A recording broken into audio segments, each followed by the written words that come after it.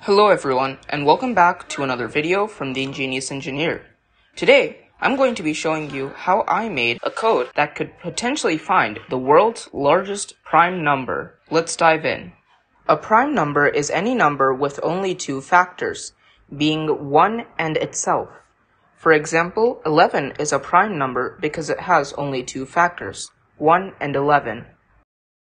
Currently, the largest prime number is 2 to the power of 82,589,933 minus 1, and has nearly 25 million digits when written in base 10. For Python to determine the largest prime number, I made it start from 3 and check every odd number after that to see if it is prime, because every even number past 2 is composite. If a number is prime, it will print the number, then continue to the next odd number. To determine if a number is prime, I coded Python to divide the number being tested, let's call it x, by every odd number starting from 3 to the square root of x. This is because if x is not divisible by any number up to the square root of x, it is prime. The code should keep running and finding larger prime numbers until it is manually stopped. Now it's time to run the code.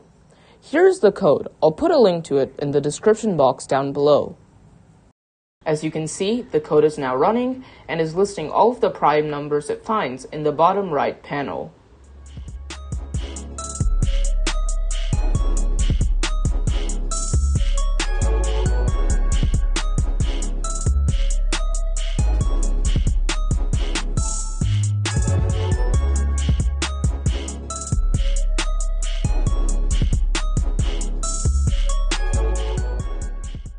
After running the code for 10 minutes, the highest prime number found is 14,889,463.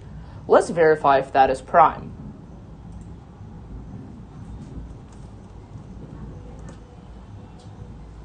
And it is. Let's check another few of the numbers.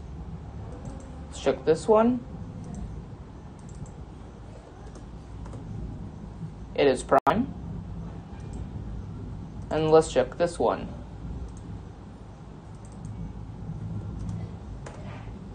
And it too is prime. This means that the code works and is able to find prime numbers. However, there's a catch.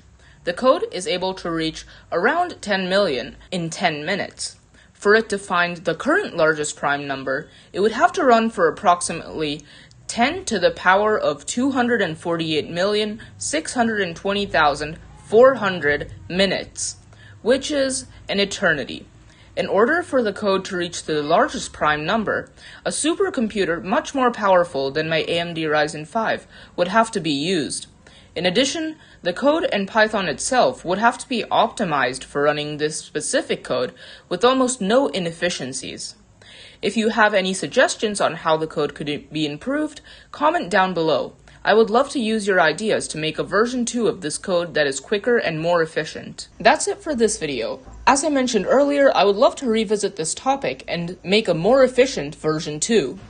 If you would like to see that, please subscribe and leave a like. Thank you for watching, and see you next time.